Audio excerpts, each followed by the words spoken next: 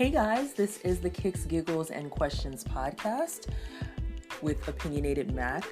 I do reviews of 90 Day Fiancé, Love After Lockup, Life After Lockup, and Black Lightning. Black Lightning is currently on a hiatus. It will be coming back later this month, so I'll start reviewing it then.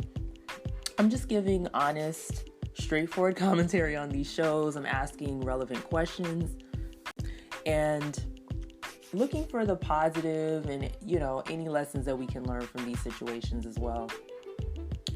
If you're listening to this on YouTube, please like, comment, and subscribe. And you can follow me on Twitter at SS13Victory or search Opinionated Mac. I'll have links in the description box. All right, so let's get to it. I am reviewing Season 2, Episode 1 of Life After Lockup. It's named Skeletons in the Closet. I think the episode was decent. It was highly anticipated. I wasn't disappointed. It wasn't super exciting, but it's the first episode. So, yeah. So I'm going to talk about Megan, Michael, and Sarah first. I reviewed some of this scene in my first episode. I did a reaction to the first look for this episode. So if you want to listen to that, that's available, but I will go over a little bit of their scene. Michael went to Texas to visit Megan. He was talking to a girl in the car. So he's still on his same stuff. But I like that Megan is asking questions. She's not just falling for things. She's being a lot smarter. You can tell she's more confident. I think she looked good. She looked cute. I was like, okay, Megan, I see you, girl.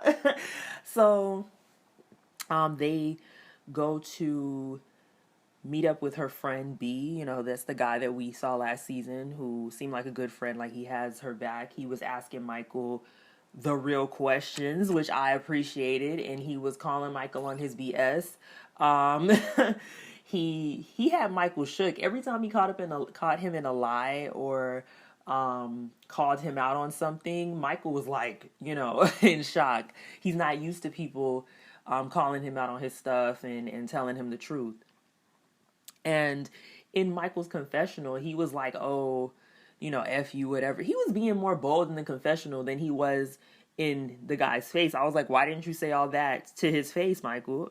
Anyways, but I liked B. B was getting him. I was like, okay, get him, B. Get him, Megan was laughing at one point, and I wasn't sure if, I don't know why she was laughing. I wasn't sure, but I liked how B called him forehead. He's like, I don't trust forehead. That was funny. But Michael said something when he was talking to B. He said, the only person I need to prove something to is her.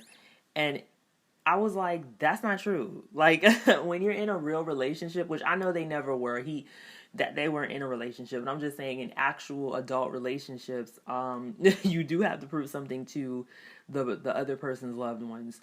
It's not just them, it's the people in their lives. And it's not surprising that he doesn't understand that because he's never been in a real healthy, relationship. So now we then saw Sarah with her daughters, her baby girl who is adorable, and Aviana, who's also cute. So apparently Michael is not contributing financially. He's not communicating. He's not really, being present in his daughters' lives. Why am I not surprised that he isn't contributing to being in his daughters' lives? We all know the answer to that. Yeah. I thought that he would, though. I thought that he would be more involved. He seems to love his daughters. So I don't know. But I thought it was also, it was sad when Sarah said that she will role play acting as Michael for her daughter. That was very sad to watch. And, the disappointment on Aviana's face was heartbreaking. That was very sad. It was a shame. I was really surprised that he did not pick up the phone to talk to her. So, and also, Michael's face when B was asking him those questions, he just looked shook and shocked. But anyways, we'll see what happens with them as we go on. I really didn't want to see these three again. I didn't. Like, I was so glad last season because they are exhausting to watch. Um, but I mean, they're entertaining but exhausting. I mean, I could go without seeing them. I could, but all right. So let's talk about the next couple, Brittany and Marcelino. There's not a lot to say about them, but Brittany's hair, I just want to say first of all, looks beautiful. She's one of those women who can wear any kind of hair color. You know, it looks like she's a natural blonde, but I feel like she looked great with black hair. She looked great with brown hair. She looked great with pink hair, purple. Like, like her hair is beautiful. I mean, and I don't often compliment naturally straight hair, just because it's so common, right? I mean, we see straight hair all the time. It's very common. But her hair is gorgeous, and the red looks beautiful on her. I've always thought red hair is beautiful. So, she is pregnant. We know she's pregnant and expecting again. They said that they were not expecting to get pregnant because they were using birth control. And I was like, honey, okay. You got pregnant on birth control? Wow. So, and, you know, she did explain about her children that she had as a teenager and how she wants to find them, which I was a little surprised at. I wonder if we'll be seeing her attempting to do that on the show. I hope so. I would like to see that actually. Although possibly not. I mean, I don't think it would. I mean, I don't think her kids would want to be on camera, or the adoptive parents would want to put them on camera. So I don't know if we'll get to see her. Maybe at least talking to a private investigator or somebody about going about that. Apparently, Tito's visitation rights have been suspended. Her and Marcelino have 100% custody of Gio right now. I wonder why. I would like to know why. I know that this is what Marcelino wanted. I don't think it's great though.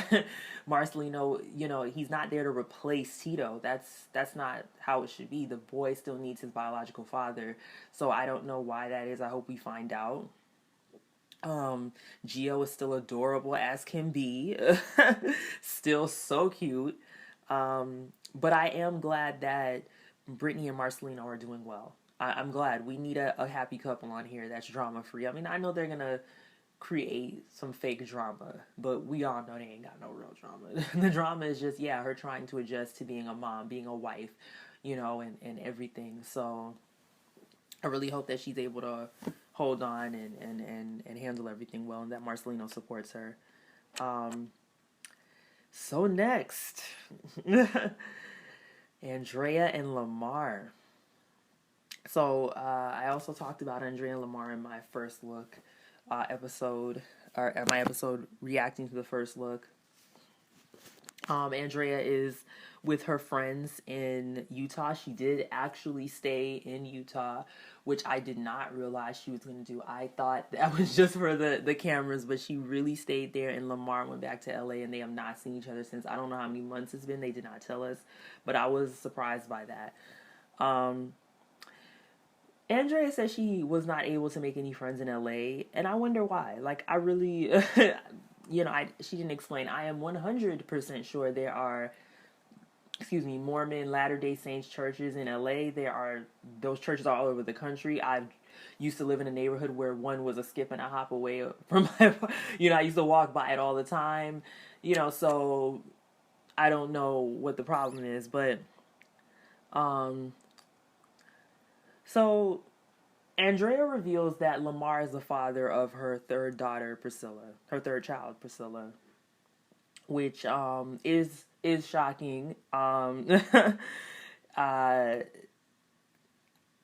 did notice that the little girl was really, when he first came home, she was so happy to see him, and she always did seem to react to him really well, and now we know why. I don't know if she knows that he's her biological father,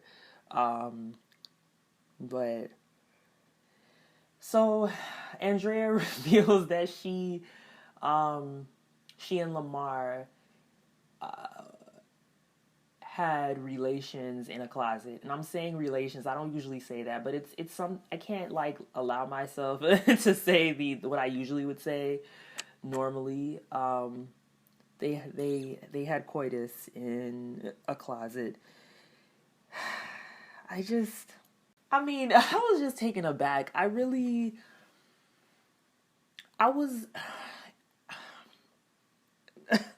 I cannot believe that wasn't like a breaking point for her. You know, like that wasn't like her come to Jesus moment of like, oh my gosh, I can do better than this. You know, I can be, you know, enjoying sex with my husband in our house. You got to catch yourself. You know what I mean? You got to catch yourself even when you make mistakes. And we all have made some choices that we regret, but at some point you realize it wasn't right.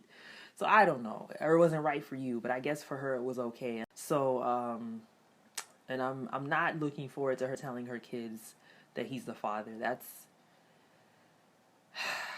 you know, her having her kids on the show already was a mistake. I feel sorry for her kids, man. Like, I really do. And I hope that the older girl and boy can go to college and get away from her and her choice to put them on television and put them through this with bringing an inmate to be their stepfather. And it's just, I feel real bad for them. But yeah, so that's Andrea Lamar. Okay, I'm gonna talk about Shane and Lacey real quick. I don't even want to talk about them. I don't want to watch their scenes, but I'm sure there are people out here who do want to watch them, so I'm gonna talk about them. Shane and Lacey apparently want to have a child, although Shane has no job. So yeah. Yeah. So they're meeting with a fertility specialist or a doctor because Lacey had her tubes tied. So she's trying to find out what their options are.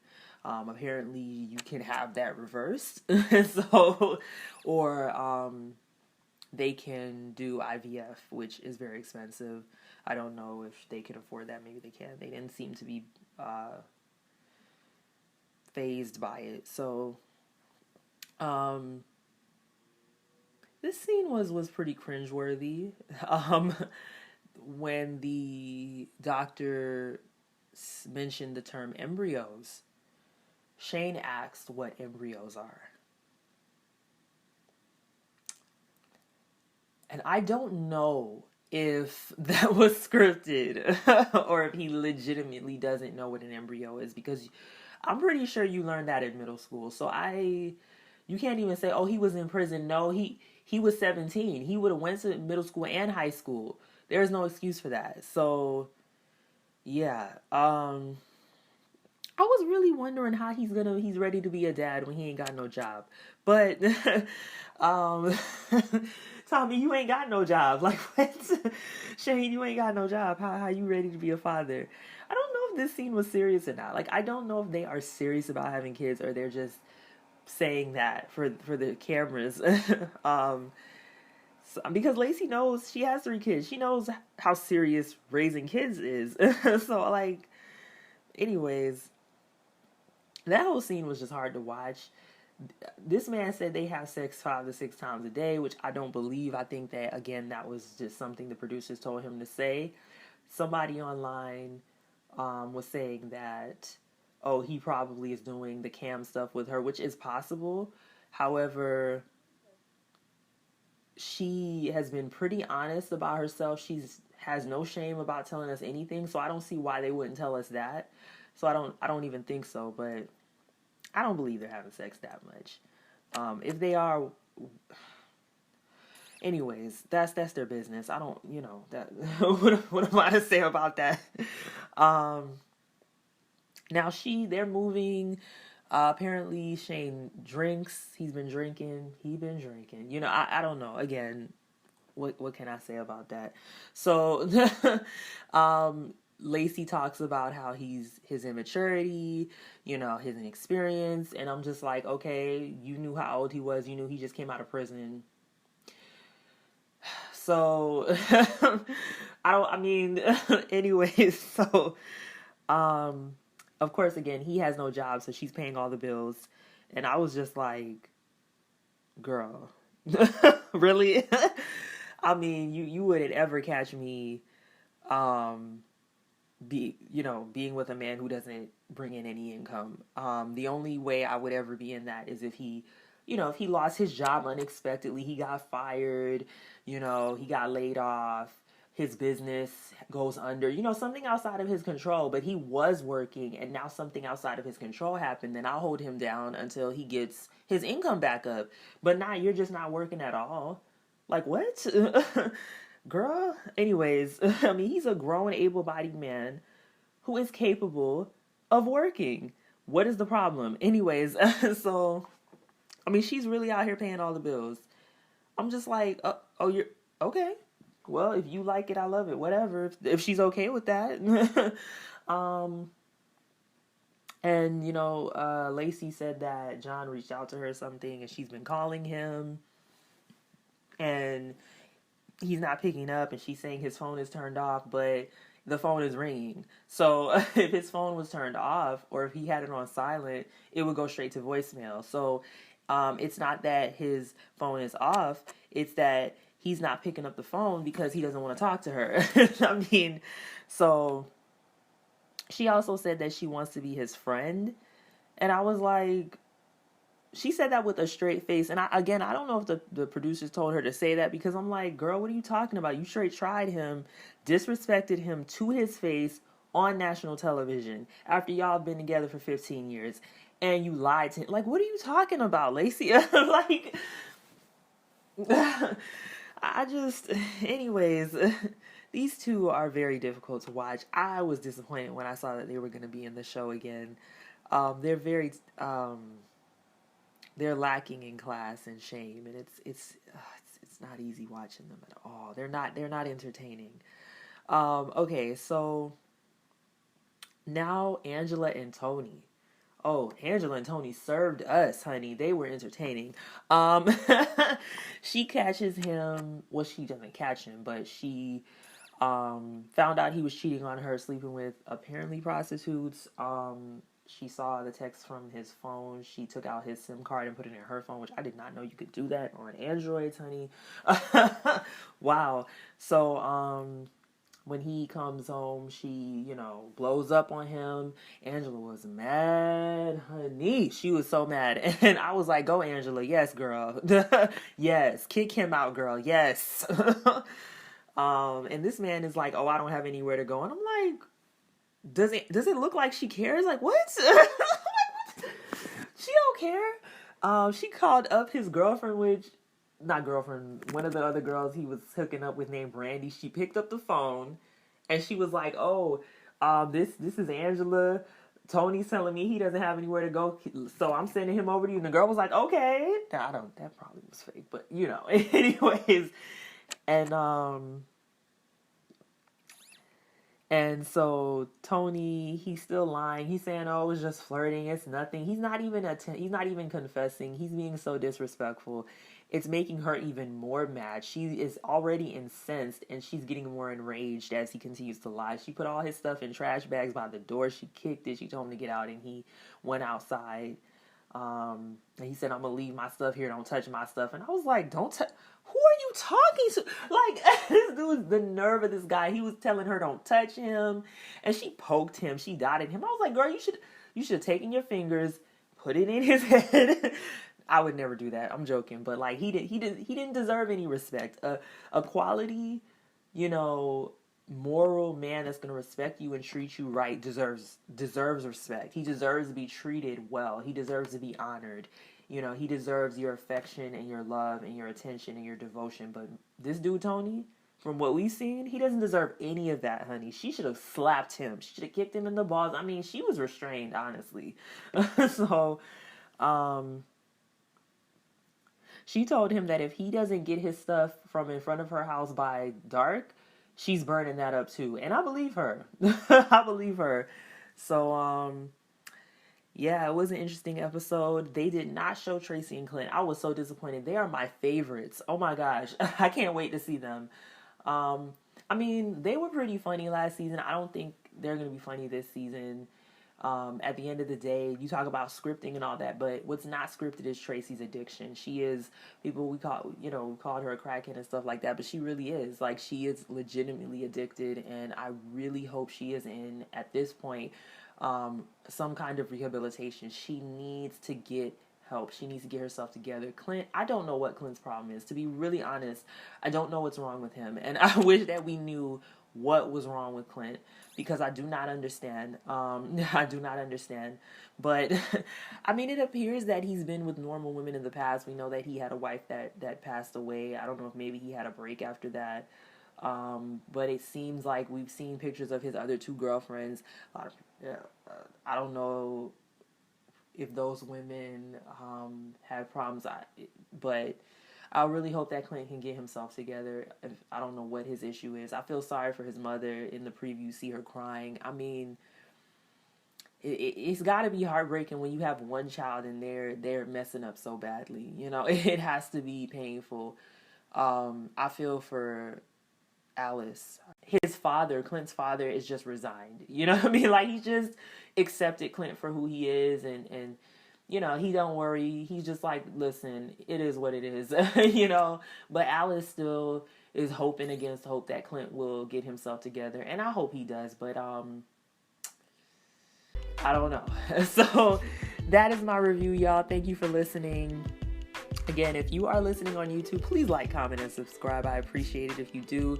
You can follow me on Twitter at SS13Victory. You can search Opinionated Mac on there to find me as well. Join me next time. I am going to start reviewing 90 Day Fiance. I've got to start before the season ends.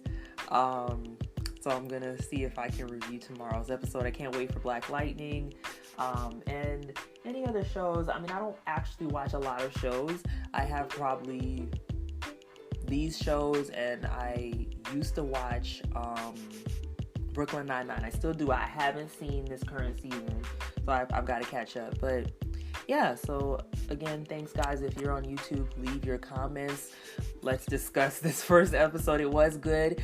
It wasn't like great or amazing, but it was definitely good, and I'm excited for the rest of the season. All right, bye guys.